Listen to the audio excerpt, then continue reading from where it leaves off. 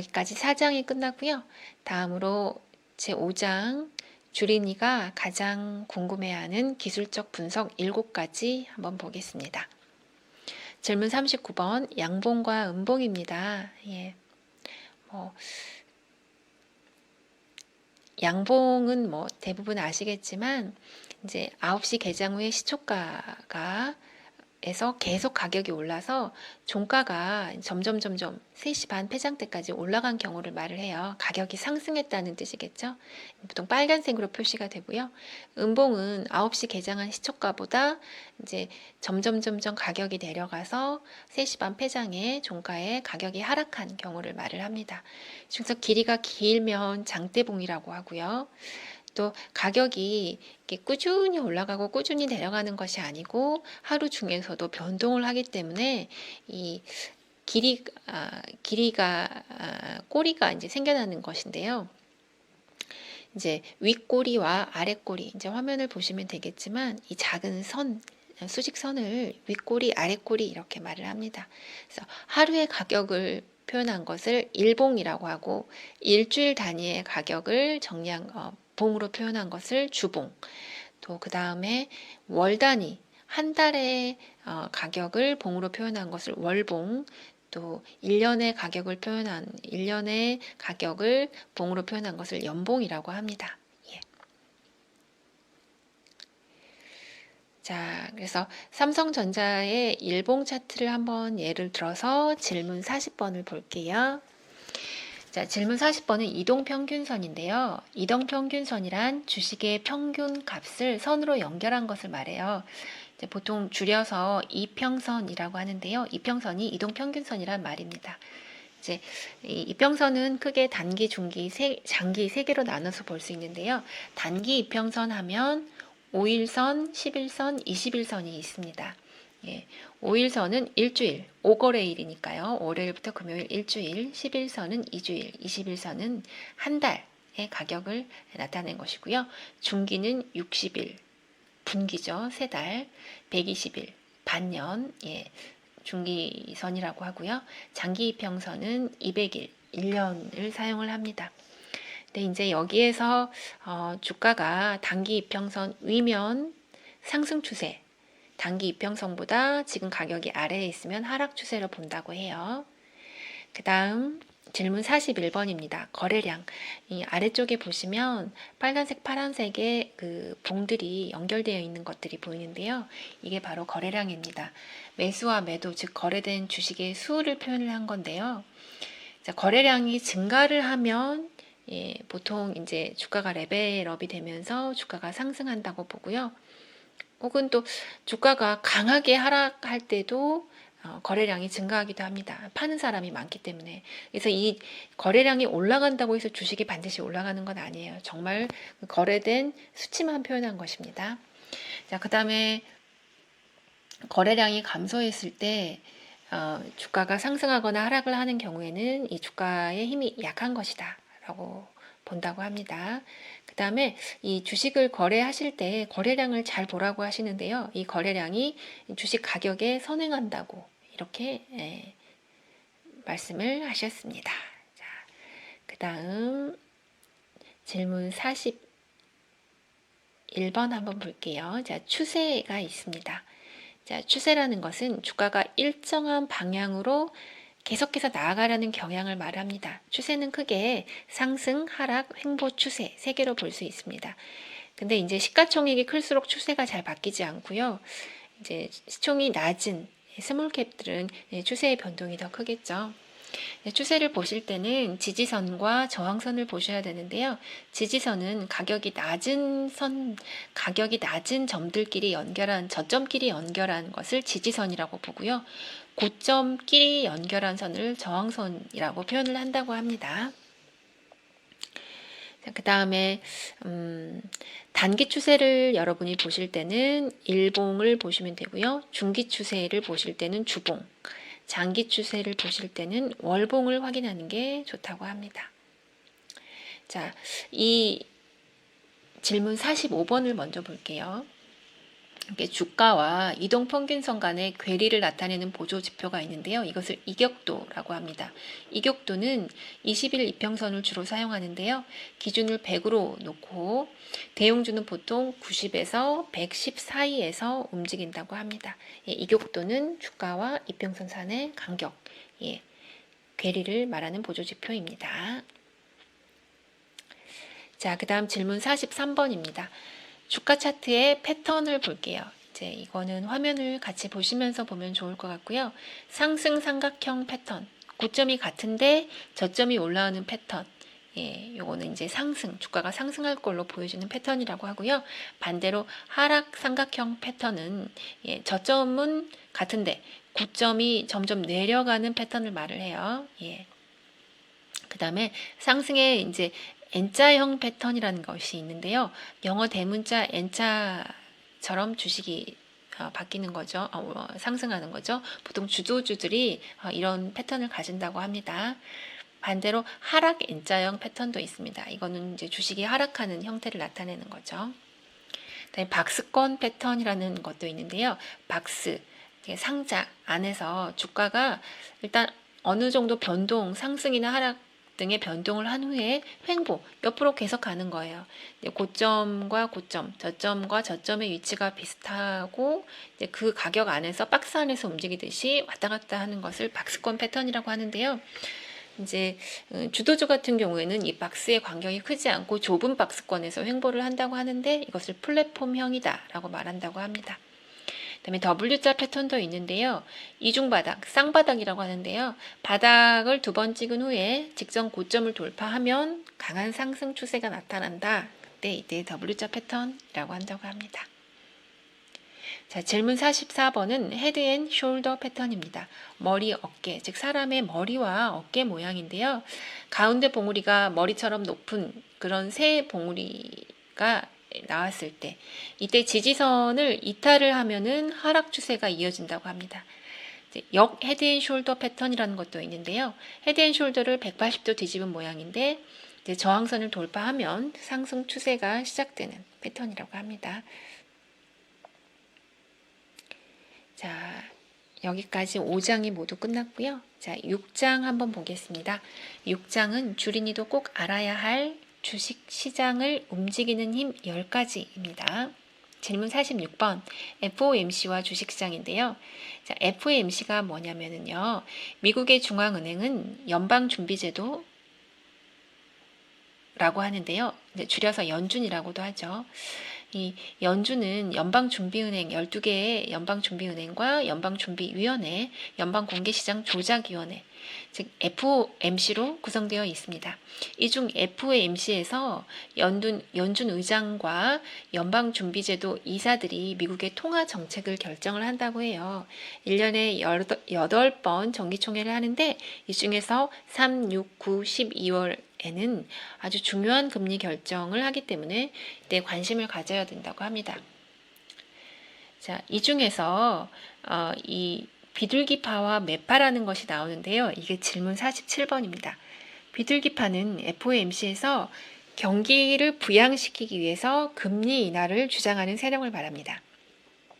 매파는 FOMC 내에서 이제 금리를 올려서 재정을 긴축하자라는 세력을 말한다고 해요. 그래서 이분들이 이제 뭐 비둘기파, 매파에 속하는 FOMC에서 이제 위원들이 모여서 결정을 하는 것 중에 양적 완화라는 것이 있습니다. 이 양적 완화가 질문 48번인데요.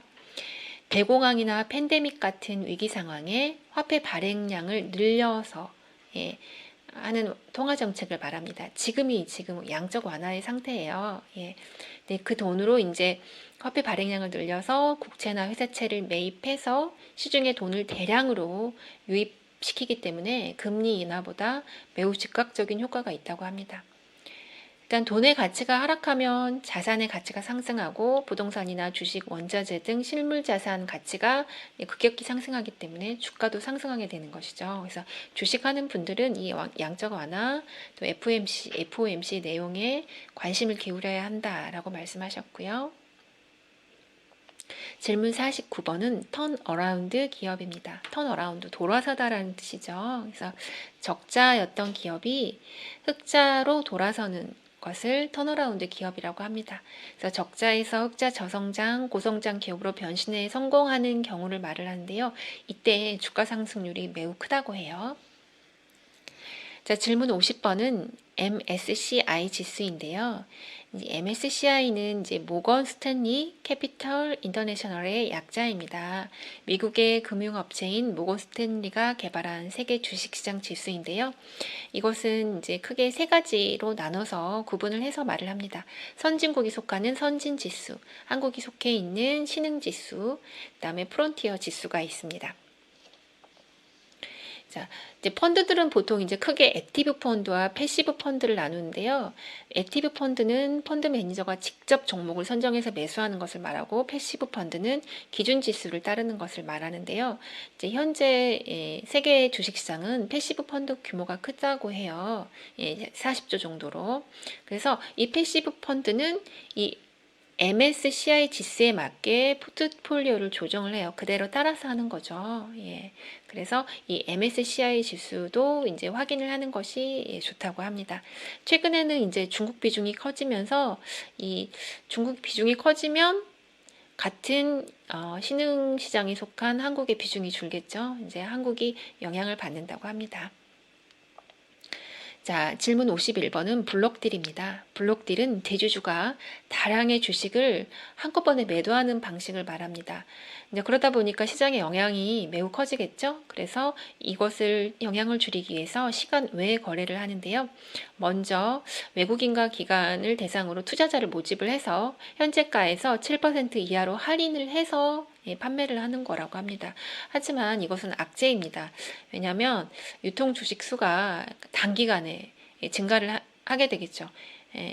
또 투자자들이 대주주가 주식을 다량으로 매도했기 때문에 심리적으로 불안을 느낄 수 있고요. 자, 그 다음에 질문 52번은 원달러 환율입니다. 원달러 환율이라는 것은 원화가 강세이고 달러가 약세라는 의미인데요. 외국인 투자자는 원달러 환율이 하락할 때 수익이 늘어나게 되겠습니다. 이제 한국 증시는 외국인이 34%로 비중이 굉장히 높아요. 그래서 이것도 원달러 환율도 계속해서 신경을 쓰셔야 된다고 하고요. 원달러 환율이 하락을 하게 되면 수출이 증가하고 기업 실적이 개선되고 한국 대표 수출 기업의 주가가 상승하기 때문에 주식시장이 상승한다. 즉 원달러 환율의 하락이 주식시장에는 호재로 보고 있습니다. 자, 질문 53번은 결정인자입니다. 한 기업의 주가를 상승시킬 수 있는 모멘텀, 재료를 결정인자라고 하는데요. 예를 들어서 2005년에서 2007년까지 현대미포조선이 1067% 상승을 했다고 해요. 이 현대미포조선이 상승하게 된 결정인자는 중국이 대규모 투자를 하기 때문에 그 영향으로 현대미포조선의 수출이 늘었기 때문이라고 합니다. 이런 것들을 결정인자라고 하고요. 질문 54번은 주가 급등과 멀티플입니다. 주가는 주당 순이익, 즉 EPS의 PER, 우리가 퍼라고 말하죠. 주가 수익 비율을 곱한 것을 말하는데요. 이 퍼를 멀티플이라고 합니다. 이제 멀티플을 책정하는 것은 물론 기업이 얼마 만에 이익을 내는가도 중요하지만 미래 성장이 어느 정도 가능한가, 구조적인 성장이 가능한가에 따라서 매기는 거라고 해요. 그래서 우리가 앞서 봤던 성장주 같은 경우에는 멀티플, 퍼가 매우 높고요. 또 그 다음에 경기 방어주나 가치주 같은 경우에는 퍼가 낮다고 해요. 구조적인 성장이 아니기 때문에 그거 확인하시면 좋겠고요. 다음으로 질문 55번입니다. 증권사 보고서의 주가 영향입니다. 증권사 보고서는 분야별로 전문적인 애널리스트가 산업이나 기업을 분석한 후에 보고서를 쓰는 것을 말을 하는데요. 이 잘 쓴 정확한 증권 보고서는 주가에 영향을 많이 준다고 해요. 이제 우리가 모든 보고서를 다 볼 수는 없지만 환경 컨센서스에 들어가면요, 우리도 일부의 보고서를 모두 볼 수 있다고 합니다. 뒷부분에 이 사이트를 안내해 드리겠습니다. 자, 그 다음 7장입니다. 제7장은 주린이가 가장 많이 질문하는 주가의 속성 6가지입니다. 자, 질문 56번. 호재가 나왔는데 주식이 급락했어요. 자, 이것은 소문에 사서 뉴스에 팔아라 라는 주식시장에서 돌아다니는 말이 있는데요. 뉴스가 현실화되면 이것은 더 이상 미래가 아니기 때문에 주식이 가격이 호재가 나온 당일날은 폭락하는 경우가 많다고 해요. 예. 주식은 미래에 투자하는 것이기 때문에 그렇다고 합니다. 자, 질문 57번. 상승세는 계속되는가? 그렇지 않다고 합니다. 주가는 상승과 하락을 반복하고요. 매우 강한 강세장에도 중간중간 조정은 나온다고 합니다. 그 다음 질문 58번. 제품이 가격이 상승하면 주가가 상승하는가? 네, 그렇다고 합니다. 기업의 이익이 이제 P 곱하기 Q 마이너스 C라고 했을 때요. P가 판매 가격, Q가 판매 수량, C가 비용인데요. 즉 매출액에서 비용을 빼면 영업이익이 되는 것이죠. 이익이 증가하려면 P나 Q가 증가하거나 C가 감소해야 되는데요. 이 P가 바로 판매 가격이죠. 그래서 이제 P가 올라갔을 경우에 당연히 기업의 영업이익이 늘어나기 때문에 주가가 상승할 가능성이 크다고 합니다. 자, 질문 59번입니다. 박리담에도 주가에 긍정적일까? 예, 그럴 가능성이 크다고 합니다. 이제 P를 포기하고 가격을 포기하고 수량을 늘리는 거죠. 예를 들어서 아마존이나 이제 반도체, 삼성의 반도체를 말을 많이 하는데요. 이것은 락인 효과라고 해서 사용자가 다른 곳으로 가지 못하게 하는 그런 규모의 경제를 가져온다고 합니다. 장기적으로는 이런 효과가 이익을 가져온다고 해요. 지금의 쿠팡도 그런 형태라고 합니다. 자, 질문 60번은 비용 감소에 관한 것인데요. 사실 P와 Q는 변동성도 크고 예측도 어렵지만 C는 통제가 가능하죠. 이제 비용은 통제가 가능한데요. 왜냐하면 대부분 인건비와 마케팅비이기 때문이라고 합니다. 예를 들어서 20년 3분기 한국 기업의 매출은 하락을 했어요. 코로나 영향으로. 하지만 이익은 크게 증가를 했는데요. 그 이유는 비대면 영업이 늘었고 재택근무가 늘었고 출장이 감소했기 때문에 마케팅비나 인건비가 줄었기 때문이라고 해요. 예. 자, 질문 61번은 체감 경기가 안 좋은데 주가가 상승하는 이유입니다. 지금이 그렇죠. 코로나 시기에 체감 경기가 안 좋은데 주가가 상승장이에요. 그 이유는 유동성, 즉 돈이 많이 들어왔기 때문이고요. 시중에 돈이 많이 풀렸기 때문이고, 두 번째, 대형 기업들의 시가총액이 상승했기 때문이라고 합니다. 이 코로나로 인해서 나쁜 영향을 받은 것은 주로 중소기업들이라고 합니다. 대기업들은 큰 영향을 받지 않는다고 해요. 그 다음 세 번째는 미래 가치가 선반영되기 때문이라고 합니다. 전기차 관련주라든가 반도체 슈퍼사이클에 대한 기대감으로 주가가 상승하고 있다고 합니다. 자, 8번째 장입니다. 주린이가 가장 많이 궁금해하는 주식의 속성 10가지입니다. 질문 62번. 기업의 신규 시설 투자는 호재인데요. 이것은 어디에서 확인하면 되냐면 다트 전자공시 홈페이지에 가신 다음에 상세 검색을 누르시고 이제 기간 설정을 하신 다음에 신규 시설 투자라고 키워드를 입력하신 다음에 투자 목적을 확인하시면 된다고 해요. 이 투자 목적이 시설 설비다. 그러면은 이제 호재가 된다고 합니다. 자, 그 다음 질문 63번 5% 룰의 활용입니다. 5% 룰이라는 것은 지분을 5% 이상 신규 취득하거나 보유한 투자자가 매매 내역을 보고하는 규정인데요. 조금 전에도 말씀드렸었죠. 이 지분 취득 공시에서 투자 목적이 경영권 참여일 경우에는 주가 상승 가능성이 크다고 합니다. 경영권 분쟁이 호재라고 해요. 저도 이 부분은 조금 의외였습니다. 예. 하지만 경영권 분쟁은 분명히 호재라는 거 기억하시고요. 질문 64번은 대규모 수주의 확인입니다. 전자공시에서 단일 판매, 공급 계약 체결이라는 공시가 뜨는 것은 굉장한 호재라고 해요. 예. 코스피 상장 기업은 매출액 대비 5% 이상의 수주를 받았을 때는 반드시 이거를 공시할 의무가 있습니다. 코스닥은 10% 이상이고요. 예. 자, 다음으로 질문 67번은 RSI 보조지표 활용입니다. RSI라고 하면요, 상대 강도 지수라고 하는데요. 전일 대비 상승분 중 U와 전일 대비 하락분 D의 상승분 평균값을 낸 것을 AU라고 하는데요. 이 AU를 하락 평균값 AD로 나눴을 때 RSI라고 합니다. 예. 그래서 RSI는 보통 0부터 100까지의 값이 있는데요. 70 이상이면 과매수. 그러니까 이제 지금은 RSI 지수가 70 이상이면 사면 안 되겠죠.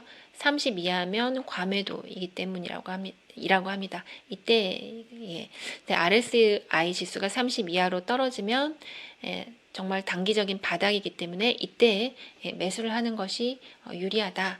이렇게 알 수 있는 보조지표라고 합니다. 자, 다음 질문 제8장, 마지막 장인데요.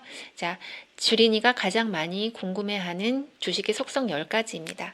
자, 질문 68번 피어 그룹과 목표가인데요. 피어 그룹은 영어로 또래 집단이라고도 하는데요. 주식에서는 가격을 비교할 수 있는 대상을 말을 합니다. 그래서 예를 들어서 2차 전지의 피어 그룹이다 하면은 선도업체인 대만의 CATL 이 있는데요. 이 주가를 보면서 LG화학 또 삼성 SDI, SK이노베이션 등의 주가를 추정할 수 있는 거죠. 그래서 만약에 이게 상대적으로 피어 그룹에 비해서 주가가 낮다라고 하면은 이제 그런 보고서가 나오면 호재가 되는 거겠죠. 자, 질문 69번은 주식 매도의 방법입니다. 매도를 할 때는 3가지 기준이 있어야 한다고 하셨는데요. 보유 기업보다 더 나은 기업을 발견했을 때, 또는 기업의 투자 아이디어가 훼손됐어요. 기업에 뭔가 문제가 생겨서 투자 아이디어가 훼손됐다거나, 또는 글로벌 경제에서 매크로 이슈가 발생했을 때, 전 세계 경제가 움직였을 때, 이런 때는 주식 매도를 고려를 하는 게 좋다고 합니다. 자, 질문 70번입니다. 기업 분석 5분 만에 끝내기. 자, 요거는 이제 HTS에서 컴퓨터 화면에서 보실 수가 있고요. 또는 이제 네이버에서도 보실 수가 있어요. 일단 HTS에서는 기업 분석을 찾아서 스냅샷을 보시면 되고요. 네이버에서는 네이버 증시를 보시면 됩니다. 먼저 기업 개요에 들어간 다음에 시총, 그다음에 외국인 지분율, 주요 주주를 확인을 하시고요. 그 다음에 두 번째로는 재무 정보를 확인을 하시는데요. 재무 정보에서는 매출액, 영업이익, 부채 총계, 자본 총계를 확인하시면 된다고 합니다. 자세한 내용은 책에 아주 친절하게 나와 있습니다. 자, 그다음 질문 71번입니다. 투자 정보 사이트를 모아놓은 것인데요. 가장 이제 많이 보는 것 제가 3가지만 적었고요. 자세한 내용은 책을 보시면 될 것 같아요. 정말 친절하고 어떤 개인 투자자나 도움이 되는 개인 투자자들까지 상세하게 정리가 되어 있거든요. 그래서 자주 이렇게 확인을 하는 것이 도움이 되는 것은 컴퍼니 가이드라고요. 기업 정보 전반을 볼 수 있는 사이트가 있고요. 그다음에 전자공시, 앞서 말씀드렸던 이 전자공시는 다트에서 보시면 되겠습니다. 그다음에 리포트를 보시고 싶으실 때는 한경 컨센서스를 확인을 하시면 되겠습니다. 예. 자, 그 다음 질문 72번 볼게요. 관리 종목과 상장 폐지입니다. 어떤 실적이 악화되었거나 경영진이 배임 횡령을 했거나 감사 보고서의 의견을 거절을 했을 때 이때는 상장 폐지가 되거나 혹은 관리 종목이 되기도 하는데요. 상장 폐지는 코스피나 코스닥 등 주식시장에서 퇴출이 되는 거예요. 그래서 7일간의 정리 매매 기간을 주고 폐지가 되는 수순을 밟게 되는 것입니다. 관리 종목은 상장 폐지 직전 단계인데요. 코스닥의 경우 매출이 30억 미만일 때, 혹은 최근 4연도 영업 손실과 불성실 공시가 있었을 때 이루어지는 거라고 합니다. 자, 질문 73번. 불성실 공시 기업을 주의하자라고 하셨는데요. 공시를 번복 즉 내용을 취소하거나 부인하는 경우 또는 공시를 변경했을 때, 중요 내용을 변경했을 때, 다음 공시를 불이행했을 때, 이때는 벌점을 주거나 상장 폐지가 이루어지게 됩니다. 그래서 이 다트에서 다트 공시를 확인하는 것이 매우 중요하겠죠. 자, 그 다음 질문 74번입니다. 주식 담보 계약 체결 공시가 있습니다. 대주주 보유 주식을 담보로 대출을 받는 것을 말하는데요. 이것을 기간 내에 상환하지 못하면 담보 물량이 쏟아지면서 주가가 폭락하게 되겠죠. 이런 것들은 주식을 보유하고 있을 때 주의를 하셔야 될 사항들이 되겠습니다. 자, 질문 75번은요. 감사 보고서 확인 및 유의점인데요. 말씀드렸듯이 모든 기업은 1년에 한 번 4분기 보고서에 재무제표에 회계 감사를 받은 후에 감사 보고서를 제출을 해야 됩니다. 이 감사 보고서에 적정이라고 쓰여 있으면 문제가 없는 건데요. 한정, 부적정, 의견 조절, 의견 거절 이런 내용이 들어있으면 아주 주의를 해야 된다고 합니다. 이런 내용 단어가 들어가 있으면 이것은 관리 종목이나 상장 폐지가 될 수가 있기 때문이라고 합니다. 자, 질문 76번은 자본 잠식입니다. 자본 잠식이 뭐냐면요. 기업의 영업 적자가 계속되면 결손금이 발생되고요. 최초의 자본 총계까지 이제 감소가 되게 되는 것이죠. 자본 잠식은 적자로 인해서 자본 총계가 최초 기업 설립 시 투여된 자기 자본보다 적어지는 상황이에요. 그러니까 최초의 그 종잣돈까지 빼서 쓰게 되는 경우를 말하죠. 이 중에서 이제 이러다가 자본이 완전히 잠식됐어요. 완전 자본 잠식이 되면 상장 폐지가 이루어지게 되는 것입니다. 자, 마지막입니다. 질문 77번인데요. 미상환 전환 사채와 신주 인수권부 사채. 아까 매자닌에서 잠깐 언급을 했었는데요. 이건 역시 주식수 증가로 주가에 부정적입니다. 이것을 확인하는 방법은 역시 다트의 분기 혹은 반기 보고서에 가신 다음에 회사 개요 중에 3번 자본금 변동 사항을 확인하시면 된다고 합니다. 1에 3번에 들어가시면 이 내용을 확인하실 수 있다고 해요. 지금까지 77개의 질문에 대한 대답들을 모두 살펴봤습니다. 마지막으로 작가님께서 브로그로 2021년 주식 전망을 해주셨는데요. 21년에 메가 트렌드인 분야는 5개를 들어주셨습니다. 반도체, 그리고 자율주행과 전장이 포함된 자동차, 2차 전지와 신재생 에너지가 포함된 그린 뉴딜, 네이버 카카오 등의 플랫폼, 마지막으로 CMO를 들어주셨습니다. 이 외에도 경기 민감 대형주 등도 주도주 확산으로 상승장이 이어질 전망이라고 말씀해 주셨습니다. 그리고 직접 그 친필 사인을 복사본이긴 하지만 넣어주셨어요. 작가님의 마음이 느껴져서 아주 좋았습니다. 그럼 여기까지 이 책을 마치고요. 이제 영어 담당인 영화님과 이 책에 대해서 한번 이야기 나눠볼게요. 영화님. 네. 영화님은 주식 계좌 가지고 계세요? 네, 저도 주식을 시작했습니다. 그러면 이 책 어떠셨어요? 네, 저도 올해 처음 주식 투자를 시작했는데요. 하면서 이제 주식 공부도 같이 병행하기 시작했습니다. 근데 그동안 금융 경제 쪽에는 전혀 관심이 없었던지라 기본적인 용어부터 모르는 게 많더라고요. 그래서 유튜브에도 검색해보고 인터넷이나 사전도 찾아보고 했는데 일일이 찾아보는 것도 어렵고 생각보다 이해하는 게 쉽지 않았어요. 그때 마침 이 책이 나와서 읽어봤는데요. 주식에 필요한 기본 개념들이 다 들어있더라고요. 그리고 무엇보다 정말 쉬운 말로 설명해 주셔서 그냥 소설 읽듯 너무 읽기 좋았습니다. 정말 주린이 분들에게는 정말 기본 개념서 같은 책인 것 같아요. 저랑 비슷한 생각이신 것 같아요. 저도 작년 8월부터 주식 투자를 시작한 주린이입니다. 저도 사실 금융맹이라고 할까요? 금융은 거의 백지인 사람이라서 처음에 어떻게 투자해야 할지 몰라서 정말 막막했습니다. 그러다가 우연히 유튜브에서 작가님 방송을 봤는데요. 정말 초보의 눈높이에서 쉬운 말로 친절하게 투자의 정석을 알려주셨어요. 그래서 정말 하루도 빠짐없이 지금까지도 방송을 보고 있어요. 예, 제 찐팬입니다. 작가님은 제게는 주식 사부님이세요. 그래서 이 책이 나온다고 했을 때 정말 감사했고, 또 이 책이 베스트셀러가 됐을 때도 진심으로 기뻤습니다. 네, 이제 책을 읽어보니까 역시 쉬운 말로 꼭 알아야 할 내용들을 읽기 편하게 담아주셨더라고요. 책에서도 작가님의 친절함과 정성을 느낄 수 있었습니다. 각 질문마다 말미에 요약된 내용이 있어서 자연스럽게 정리가 되고요. 또 좀 어려운 질문들은 책에 있는 QR코드를 이용해서 저자의 동영상을 직접 들을 수도 있어요. 그래서 저는 이 책이 주식에 관심 있는 분이라면 책장에 꽂아두고 참고하실 만한 주식 투자의 기본서라고 생각합니다. 뭐든 기본기가 중요하니까요. 특히 주린이 분들은 꼭 작가님 책 읽어보셨으면 합니다.